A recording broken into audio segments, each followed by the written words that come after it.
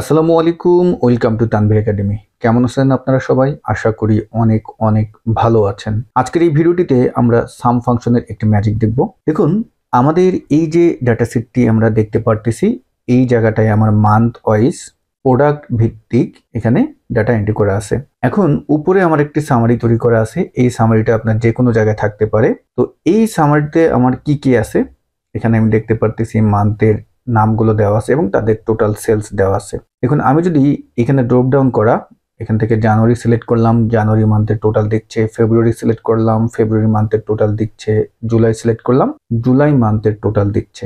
তো এই যে কাজটি, এই কাজ আমরা অনেকে করি কি ম্যানুয়াল ভাবে করার চেষ্টা করি, সাম ফাংশন ব্যবহার করে আলাদা আলাদা ডান পাশে বের করি। বা এইখানটায় যদি আপনি এখন পিভট টেবিলও ইউজ করেন, পিভট টেবিলে কিন্তু সিঙ্গেল ভাবে উপস্থাপন করা আমাদের জন্য খুবই কষ্ট হয়ে যাবে। বাট এই টাইপের সামারি আমরা কিভাবে করব, যদি আমার কলাম ওয়াইজ নামটা থাকে, সেটা মান্থ হতে পারে, যে কোনো নাম হতে পারে, এবং সেটা ডান পাশে যে ভ্যালু আছে সেটার আবার রো ভিত্তিক আমাদের যে আউটপুটটা এটা বের করতে হবে।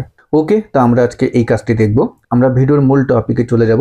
ভিডিওর মূল টপিকে যাওয়ার আগে আপনাদের কাছে রিকোয়েস্ট, আপনি যদি আমাদের এই চ্যানেলে নতুন হয়ে থাকেন, please hit the subscribe button. আর যদি অলরেডি সাবস্ক্রাইব করে থাকেন, আপনাকে অসংখ্য ধন্যবাদ। তা চলুন ভিডিওর মূল টপিকে চলে যাই। ডিয়ার ভিউয়ার্স, প্রথমত আপনার যে ডাটা সেটটি থাকবে সেইখানটিতে আমরা যে কাজটি করব, এখানে আমাদের যেই নামগুলো আছে, আমার এখানে মান্থের নাম আছে, এই নাম অনুপাতে এদের ডান পাশে যে ডাটাগুলো আছে তার একটা আমরা কি করব, নেম ম্যানেজার তৈরি করব। তো এটা আসলে আমরা কিভাবে তৈরি করব, আমরা যে কাজটি করি যে এই রেঞ্জটা, ধরুন এই যে রেঞ্জটা আছে, জানুয়ারি মাসের যে রেঞ্জটা, শুধু এইটার যদি আমরা নাম তৈরি করতে চাই, এটা সিলেক্ট করে নেম বক্সে গিয়ে আমরা হয়তোবা জানুয়ারি লিখে এন্টার বাটনে চাপ দিই, তাহলে এটার একটা নাম হয়ে যায়। আমরা হয়তোবা এটা অনেকেই জানি। তো আমার তো এখানে অনেকগুলো নাম, বা আপনার তো শুধুমাত্র যে মান্থ সেটা না, আপনার এখানে কিন্তু আরো অনেক নাম থাকতে পারে। মান্থের বিপরীতে অনেক কিছুই থাকতে পারে, 10,000 20,000 রোতেও আপনার ডাটা থাকতে পারে। সেই প্রেক্ষাপটে আমরা এটা একবারে কিভাবে এই প্রত্যেকটা রেঞ্জের নাম তৈরি করব। তো এই প্রেক্ষাপটে আপনি আপনার টেবিলের যে এন্টার ডাটাটা আছে এটা পুরো সিলেক্ট করলেন। সিলেক্ট করার পরে আপনি চলে যাবেন রিবন বার থেকে ফর্মুলাস মেনুতে। ফর্মুলাস মেনু থেকে আমরা চলে আসবো নিচে ডান পাশে দেখতে পারবেন এখানে ক্রিয়েট ফর্ম সিলেকশন, এটাই ক্লিক করবেন। যখনই ক্রিয়েট ফর্ম সিলেকশনে ক্লিক করলাম, এই জায়গাটায় লেফট কলাম, কারণ আমরা যে নামটা তৈরি করব, যে রেঞ্জটা সিলেক্ট করলাম, এটার এই লেফট কলামে যে নাম আছে সেই অনুপাতে তৈরি করব, তাই না? তো আপনি খেয়াল রাখবেন যে লেফট কলামে টিক আছে কিনা। যদি উপরে অন্য কোথাও নিচে বা কোনো কোথাও টিক থাকে, সেই টিকটা উঠিয়ে দেবেন, শুধু লেফট কলামে টিকটা রাখবেন। এবার আমি জাস্ট ওকেতে ক্লিক করে দিলাম। এখন দেখুন, এই যে নেম বক্স আছে, নেম বক্সের অ্যারোতে যান, আমার কিন্তু প্রত্যেকটা নাম হয়ে গেছে খুব সুন্দরভাবে আমার এই মান্থের নাম অনুপাতে। আমি যদি এখন এই নেম বক্সের এই অ্যারোতে গিয়ে যদি আমি এখন জুলাই সিলেক্ট করি, দেখতে পারবেন জুলাইয়ের রেঞ্জটা সিলেক্ট হয়েছে। ওকে, এখন আমরা এই যে মান্থ নেম আছে, এখানে যেহেতু সামারি করবো, এটার একটা ড্রপ ডাউন তৈরি করে ফেলি। তাহলে এটা সিলেক্ট করে আমরা চলে যাব ডাটা মেনুতে, এবং ডান পাশে ডাটা টুলস আছে, এই যে ড্রপ ডাউন ডাটা ভ্যালিডেশন আছে, এটা ক্লিক করলাম। অ্যালাউ থেকে আমরা করে দেব লিস্ট। লিস্টের এই সোর্সের অ্যারোতে ক্লিক করে আমরা এই মান্থের নামগুলোই অনুপাতে ড্রপ ডাউন করতে চাচ্ছি। মান্থের রেঞ্জটা আমি সিলেক্ট করে নিলাম, তারপরে এই অ্যারোতে ক্লিক করে আমি ওকে করে দিলাম। এখন দেখুন, এখানে কিন্তু আমার মান্থ নাম অনুপাতে আমরা ড্রপ ডাউন করে ফেলেছি। ওকে, এখন এখানে আমার মান্থ নাম থাকুক। আমরা এখন এখানে সাম ফাংশন ইউজ করব, এবং আমরা যেই মান্থ দেব সেই মান্থের টোটালটাই কিন্তু আমার এখানে চলে আসবে। তো এই জন্য আমরা এখানে ইকুয়াল টাইপ করব। ইকুয়াল টু টাইপ করার পরে তারপরে আমরা এখানে সাম ফাংশন টাইপ করব। দেখুন, সাম ফাংশন টাইপ করে নিয়ে আসলাম, এবং এই জায়গাটায় আমরা এখন কি করব, কারণ আমরা এই জায়গাটায় যে নাম থাকবে সেই নাম অনুপাতে কিন্তু এখানে যেই ভ্যালু আছে সেই ভ্যালুটা টোটাল সাম আমাকে দেবে। ওকে, এইখানটায় আমরা যে কিছু সময় আগে যে নামটা তৈরি করলাম, একটা নেম ম্যানেজার তৈরি করেছি, অনেকগুলো মান্থের নামের যে নেম ম্যানেজার তৈরি করছি, আমরা তো ওই নেম ম্যানেজারের যে রেঞ্জটা আছে তার সাম করব। কারণ সামে তো এখন আমি এখান থেকে যদি এই রেঞ্জটা সিলেক্ট করে নিই, শুধু জানুয়ারি নিলাম, শুধু জানুয়ারিটা আসলো, ফেব্রুয়ারি নিলাম, ফেব্রুয়ারি আসলো।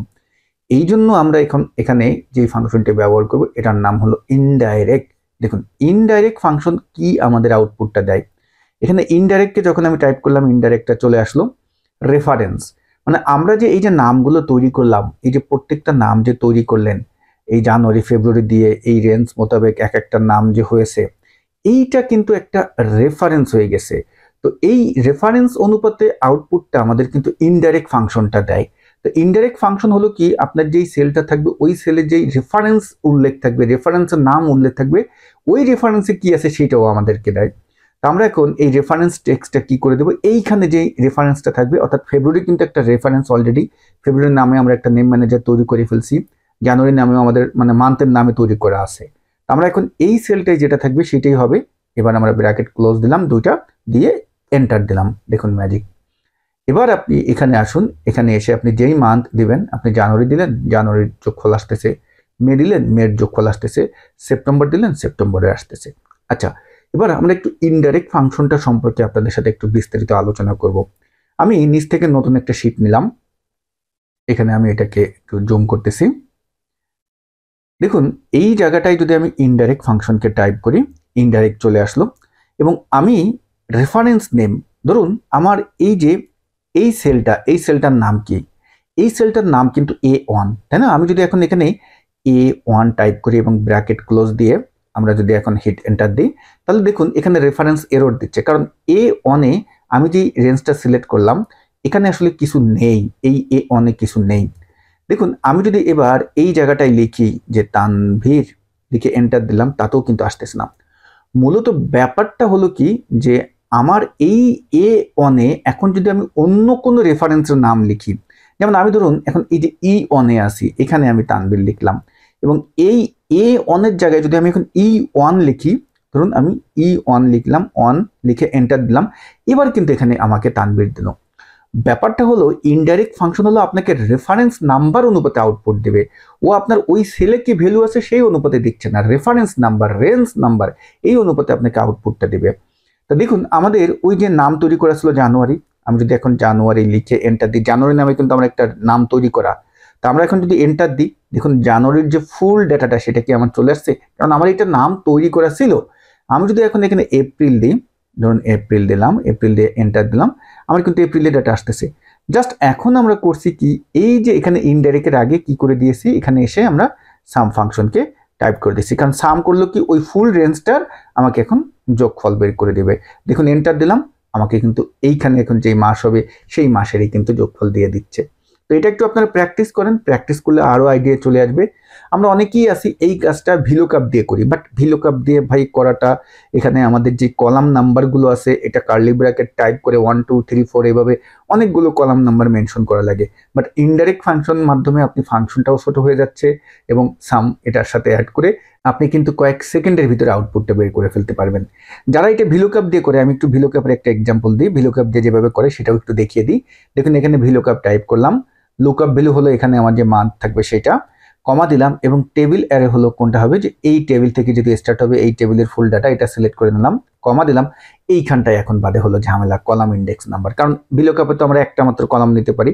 তো আপনার যদি মাল্টিপল কলাম হয়, যেমন আমি যে টেবিলটা নিলাম, এই টেবিলের আমি এখন কার কার যোগ করব, অ্যাপেল, ব্যানানা, তারপর হলো অরেঞ্জ, এখানে যা যা আছে, অর্থাৎ আমার টেবিলটা শুরু হয়েছে এখান থেকে, তাহলে কলাম নাম্বার হবে কয়টা, কত কত হবে, কলাম নাম্বার হবে অ্যাপেল 2 3 4 5 6 7 8 9 10 11, মানে 2 থেকে 11 নাম্বার পর্যন্ত কলাম হবে। তা এখানে তো আমরা একটা কলাম দিতে পারি জানি, কিন্তু না, ভিলুকআপেও কিন্তু এটা দেওয়া যায় একাধিক কলাম, সেটা হলো কার্লি ব্র্যাকেটের মাধ্যমে দেওয়া যায়। যেমন আমি এখানে এখন যদি দেখুন কার্লি ব্র্যাকেটকে টাইপ করি, আচ্ছা আমার কার্লি ব্র্যাকেটকে আমি নিয়ে আসলাম 2, 3, সরি কমাটা হয়নি, 3, 4, 5, 6, 7, 8, 9, 10, দেখুন এভাবে আমাদের এই কলাম নাম্বারগুলো টাইপ করতে হচ্ছে। তা আপনারা একটা জিনিস চিন্তা করেন, কতবার টাইপ করলাম, কতগুলো কলাম টাইপ করে কমা দিলাম, এবং এক্সাক্ট ম্যাচ আমরা এখানে দিব, দিয়ে ব্র্যাকেট ক্লোজ দিলাম, ব্র্যাকেট ক্লোজ দিয়ে আমি যখন এন্টার দিলাম, আমাকে কিন্তু ঠিক দেখুন ওই যে ইনডাইরেক্ট যেভাবে আউটপুটটা দিল সেভাবেই কিন্তু দিছে,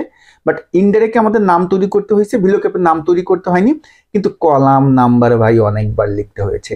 তো এখন আমরা যে কাজটি করব, এখানে জাস্ট এই প্রথমে এসে সাম ফাংশনটা টাইপ করে দেন এবং লাস্টে এসে ব্র্যাকেট ক্লোজ দিয়ে দিবেন, ব্র্যাকেট ক্লোজ দিয়ে হিট এন্টার দিবেন, আউটপুট চলে আসলো। এবার কিন্তু দেখুন এটাও কিন্তু ডাইনামিক হলো, এটাও আপনাকে ওইভাবেই কিন্তু আউটপুট দিচ্ছে। বাট এখন আপনি বুঝতে পারতেছেন যে কোনটা আপনার জন্য বেশি সহজ, ইনডাইরেক্ট আপনার জন্য বেশি সহজ নাকি ভিলুকআপ আপনার জন্য বেশি সহজ। আপনারা অবশ্যই কমেন্ট করে জানাবেন যে কোনটা আপনাদের কাছে বেশি সহজ, এবং এই টাইপের যদি কখনো কাজ করতে হয় তখন আপনি কি ফাংশন ব্যবহার করবেন, ভিলুকআপ নাকি ইনডাইরেক্ট। আমরা নেক্সট যে ভিডিওটা আছে সেই ভিডিওটিতে দেখব যদি কলাম ওয়াইজ মানে ধরুন এখন প্রোডাক্ট ওয়াইজ যদি আপনাকে এরকম টোটাল সাম বের করতে বলে তখন কিভাবে করবেন। হয়তো অনেকেই আপনারা আইডিয়া পেয়ে গিয়েছেন যে এটা কিভাবে করবেন। যদি আপনারা আইডিয়া পেয়ে থাকেন সেটাও কিন্তু কমেন্টস করে জানাবেন যে আসলে এটা আমরা এভাবে করব। এটা জানাবেন লুকআপ ফাংশনের কোন ক্যাটাগরিতে করব, আমরা কি এটা ভিলুকআপ দিয়ে করতে পারবো নাকি এইচ লুকআপ দিয়ে করব, আর সাম ফাংশন আর ইনডাইরেক্ট মিলে এটার ক্ষেত্রে আমরা আসলে কিভাবে করব সেটাও একটু কমেন্ট করে আপনারা জানাবেন। দেখে আমি দেখব যে আপনারা এটা সম্পর্কে কেমন জানেন। তো আশা করি ভিডিওটি আপনাদের কাছে অনেক ভালো লেগেছে। যদি ভিডিওটি ভালো লেগে থাকে একটি লাইক করবেন, আর মতামত তো আপনারা প্রকাশ করবেনই, কারণ আমি যে টপিকসটা নিয়ে ভিডিও বানালাম আমি তো আপনাদের কয়েকটা আবার প্রশ্ন করলাম, আশা করি এগুলোর উত্তর আপনারা দিবেন। সবাই ভালো থাকবেন। আসসালামু আলাইকুম।